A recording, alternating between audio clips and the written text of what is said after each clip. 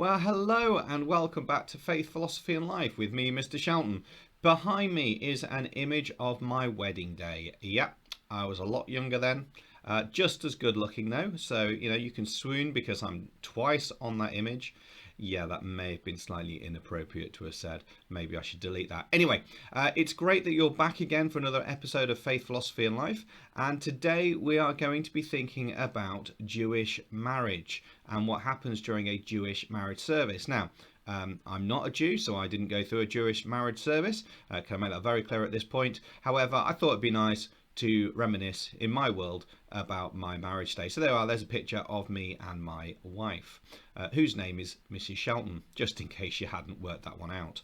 So I would like you to think about these two questions. What is the purpose of marriage? So why is it that people actually get married? And what rights do women have in marriage as well? I'm not talking about maybe 21st century rights, but cast your mind back to 1st century. Have you got any idea what rights women would have within a marriage service? While you're thinking about those two questions, we are going to have our cheesy intro music. Oh, by the way, grab a pen and a ruler and your book now if you need them.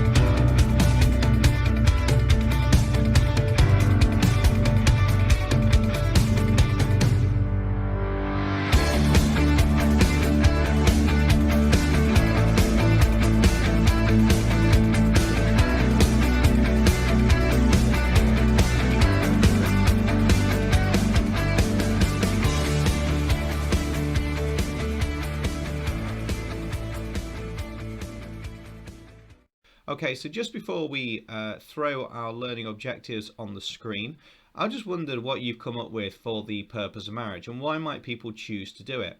Partly it's due to security. It is a more financially secure environment in some ways. It's a more stable environment for children. That's an arguable point, but that was the original idea as well. In fact, it was a place to have children.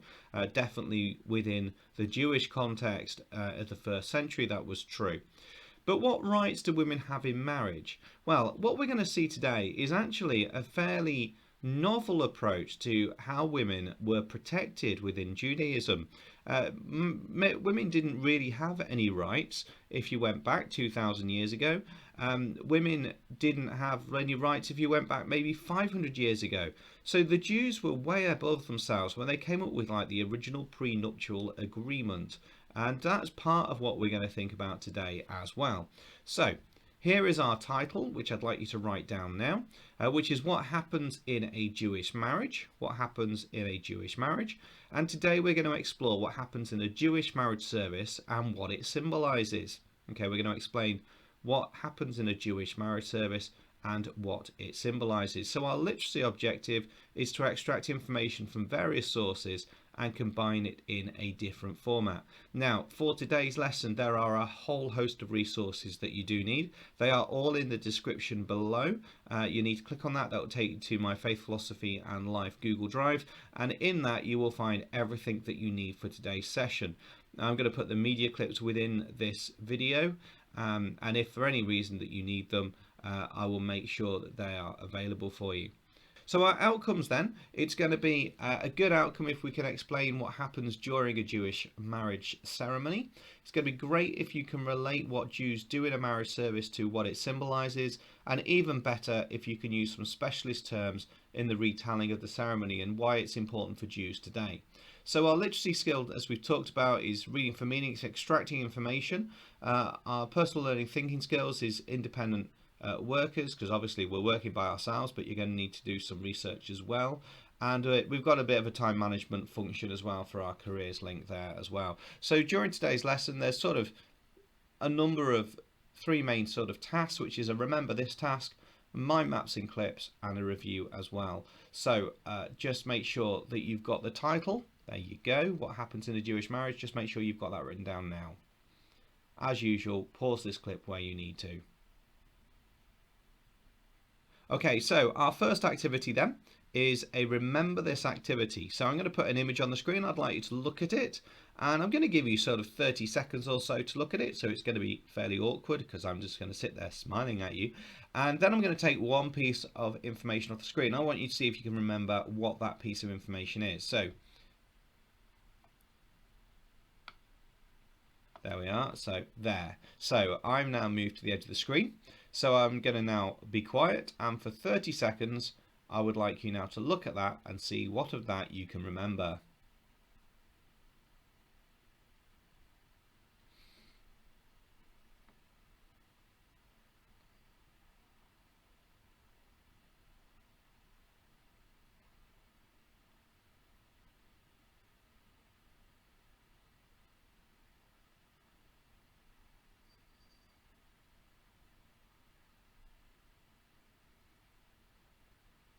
Okay, so that's our 30 seconds. So I'm going to take one piece off now. I'd like you, without flicking back, what can you remember that's under that blue box?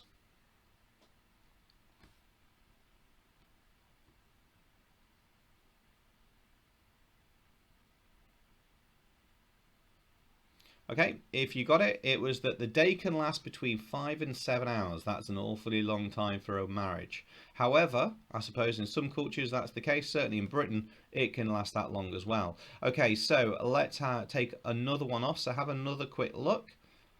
Just going to give you 10 seconds this time.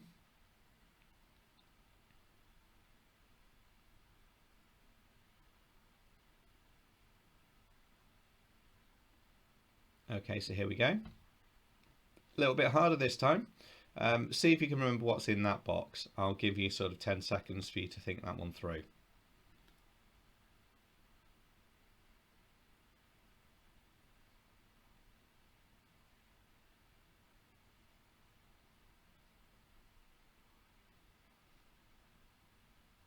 Okay, and here's the answer. Most weddings tend to be on Thursdays or Sundays, and this is due to restrictions placed on things like photography, cooking and travelling on the Shabbat, which is obviously the Friday night to Saturday. So they therefore normally get married on a Thursday or a Sunday within the Jewish tradition. I'm going to take one more off the screen.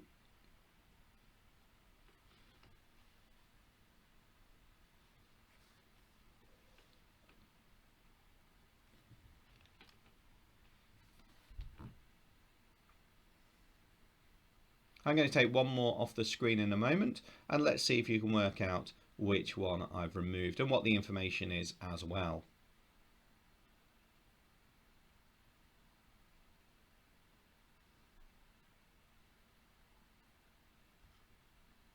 Okay, so I've removed part of that block, and just see if you can identify what was hiding underneath that.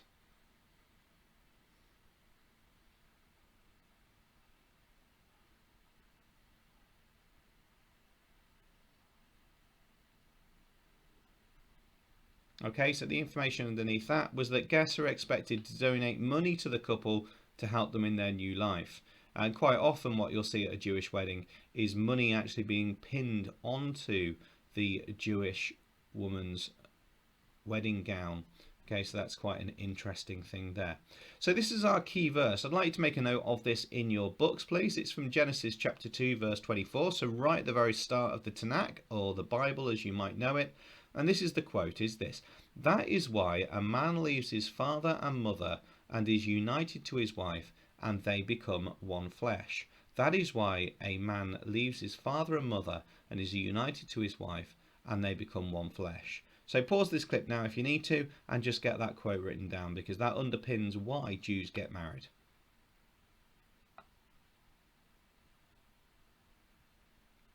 Brilliant. So what we've done then is that a good outcome is you can explain what happens during a Jewish marriage ceremony. Well, we thought about the why so far, a little bit of information from the mind map, but I do want now to focus on our main activity, which was the mind maps and clips. So to do this, you need a large page. Now you could do it on A4 page if you do it in the portrait mode, or you could do it over an A3 page as well if you needed, if you had one of those, or a double page in your book. And you need to lay it out just like I've got there. So you've got what happens, the huppa, it looks like chuppa, but it's pronounced huppa.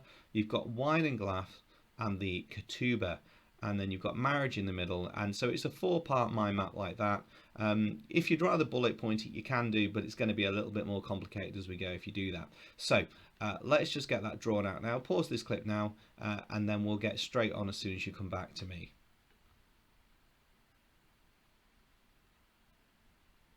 Brilliant. So what we're going to now do is we're going to look at the what happens section. Okay, so it's the what happens section. I'm going to play a media clip to you now. I'd like you to write down one fact from the clip and 2 questions that you might have. So you might think, why do they do that? Or I don't understand that.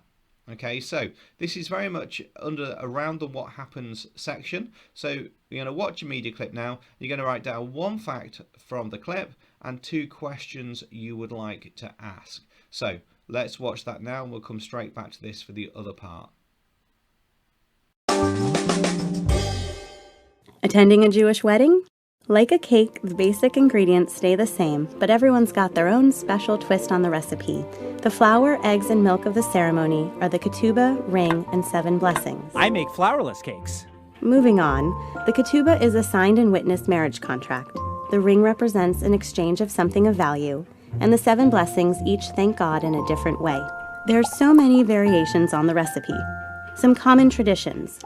Tishes, or separate pre-parties. A bedekin, the veiling ceremony. Couples circling each other. A chuppah held up by family members. Smashing a glass. Dancing the hora. Entertaining the newlyweds. Some couples also include special family customs, uniquely Ashkenazi or Sephardic traditions, interfaith and multicultural twists, and their own personal vows. From the most traditionally observant to the most creative hybrid, these ceremonies all celebrate companionship, and each one is delicious.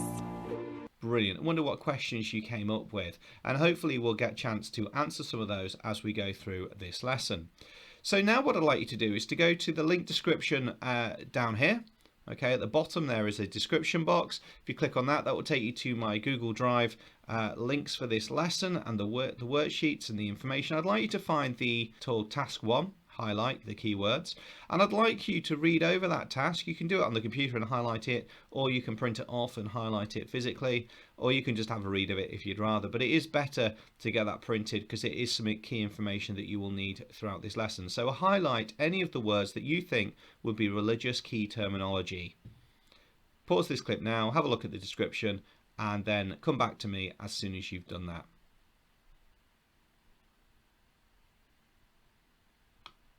Okay, so welcome back. So that's one section done. The next section then is the huppa. Okay, so that's the top right hand corner. So what we're going to do is you're going to watch another clip, and I'd like you to write down just 2 facts from it. It's as simple as that. So I'd like you to write down just 2 facts from it. So that's the huppa, and we're going to watch that now. Jewish weddings take place under a canopy called a chuppah, which creates a spiritually charged area during the ceremony. The canopy itself can be made of almost anything. Some couples use a tallis that was important to their family, or a quilt made of squares contributed by guests, or just some pretty fabric that complements someone's special's eyes. It is attached to 4 poles, often decorated with flowers or ribbons. Many couples honor close friends by asking them to hold the chuppah. Standing under the chuppah is a symbolic act of intimacy. It demonstrates a couple's intention to create a new home and a new life together. The chuppah, open on all 4 sides, invites the community to be part of the couple's future. Okay, so great. Hope you found that quite useful. Now what I'd like you to do, using the information you've just seen, is I'd like you to go back to the Google Drive and find the fill in the blanks task. That's task 2, the fill in the blanks task. And I'd like you to write in the words that are missing. The words are at the bottom of the sheet as well. It'd be interesting to see if you get that right. I'll whiz over those with you at the end of the lesson. So again, pause this clip now. Okay, so welcome back. What we're now going to do is we're going to look at the wine and glass section. So we're going to watch the first clip about the wine and glass. And what I'd like you to do is I'd like you to summarize the Bible verse at the end of the clip, and in a sentence, again around that section, explain why wine is important to Jews. So I'll say that again. We're going to watch the first clip. There's 2 clips for this bit, and you're going to summarize the Bible verse at the end of the clip, and in a sentence explain why wine is important to Jews.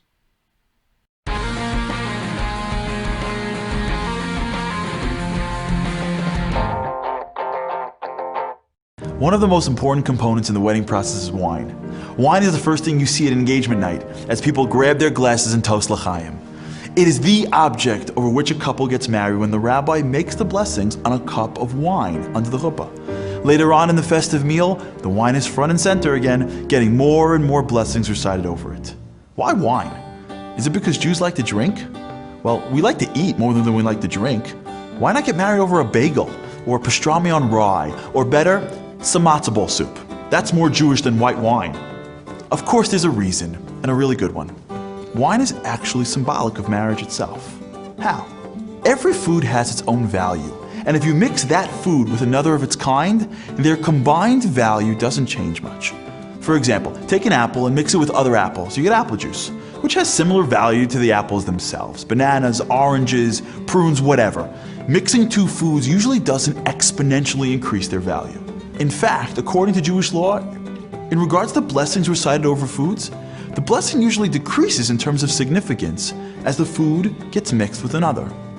With one massive exception: grapes. While individual grapes have value, if you mix them together you get wine, which causes an exponential increase in value. Think of the cost of a cluster of grapes compared to that of a bottle of wine. Now, every nuance of a Jewish wedding is filled with meaning because the rabbis use these customs to teach the couple timeless lessons. Wine was placed in the center to teach a basic tenet in a great marriage. Marriage unites 2 separate individuals, each with inherent value. The bride and groom each have their own backgrounds, experiences, family values, worldviews, each a world unto themselves. They hang, if you will, on their own grapevine. And when the wedding is over, when the band stops playing and the wedding dress is back in the box, they reach an important crossroads. They can choose to either stay as individuals, looking out for their own needs, desires, and dreams. They can move their vines close to each other and share everything, finances, a home, children, and even a bedroom, but remain separate. Or they can choose another path, a harder, tougher, more amazing journey to marital happiness. They can give themselves to each other. They can transcend their identities as separate entities, sacrificing their needs for that of the relationship. They can crush their grapes together until it becomes a new entity.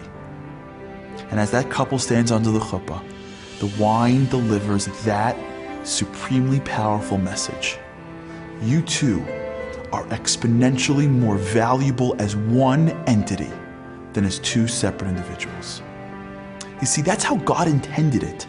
Genesis states, Al kein Yazov ish es aviv es imo v'davak beishto v'hu lebasar echad. Man shall leave his father and mother and shall cleave to his wife, and they shall be one flesh.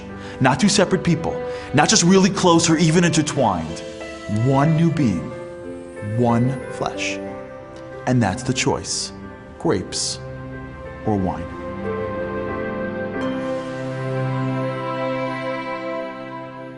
Okay, welcome back, and make sure you've done number 1 and 2. We're going to move on to number 3. So I'm going to show you another clip now. This is about the wine and glass. I'd like you to write 2 facts down around your wine and glass section. You can't have a Jewish wedding without breaking some glass. You sat me at whose table? That's not what I meant. Mazel tov! That's more like it. As with most Jewish traditions, there are varied interpretations of why we do this. Here are 3. 1. It comes from a story in the Talmud.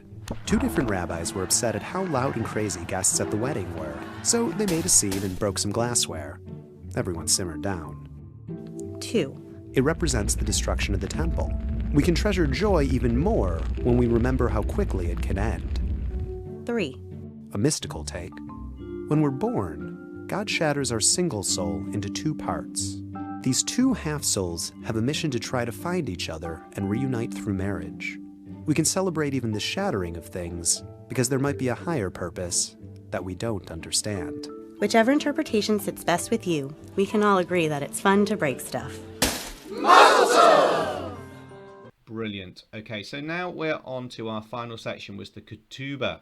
So, like before, I'm going to show you a clip. I'd like you to write down 2 facts about the ketubah from what we say. Then I'd like you to write 1 sentence that explains what the ketubah is, and we'll come on to that last question afterwards. So let me remind you, if you're tasked, you're going to watch a clip now. You need to write down 2 facts from it, and in 1 sentence explain what the ketubah is. I'm going to come back to this slide in a moment. You could spend months learning the ins and outs of what makes a Jewish wedding tick. Everyone has something to say about it. The Bible, rabbis, legal codes, this guy. The ketubah is a pretty short, straightforward document, often handwritten by specially trained scribes, that condenses all of that down to the rights and responsibilities of Jewish partners to each other. It's not about love, although many couples choose to embellish the traditional text with additional, more romantic flourishes. 2 honored witnesses sign it before the wedding ceremony. Though the ketubah is thousands of years old, it was way ahead of its time.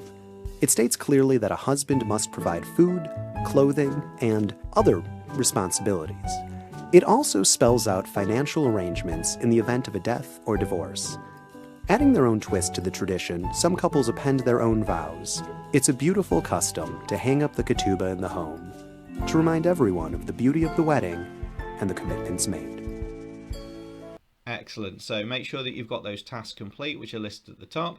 And then the last thing I'd like you to do, and this is kind of a reflection task. You might come up with sort of 4 or 5 different things. But if you had to create a marriage contract, what would you want to go in it? Okay, so a ketubah is a marriage contract. It's like a prenuptial agreement that protects the woman. That's why it was so forward thinking. So I'd like you now to come up with a list of ideas about what you would say you'd need to put in a marriage contract if you had to draw one up. Excellent. So what we've done so far is we've done our remember this activity at the start. If you remember back to the mind map that you looked at and I took parts off, then you had the 4-part mind map which you've done, and now we're going to go on to our review section before completing or just double checking that fill in the blanks exercise. So far what we've said is a good outcome would be if you could explain what happens during a Jewish marriage ceremony. Great if you can relate what Jews do in marriage service to what it symbolizes, and even better if you can use some specialist key terms for retelling the ceremony and the importance for Jews today. And that's why we've been highlighting and identifying the key terms. So this is our closing thought for you. Okay, and as I say, I will go over that fill in the blanks task in a moment. Which is the most important thing in a Jewish marriage service and why?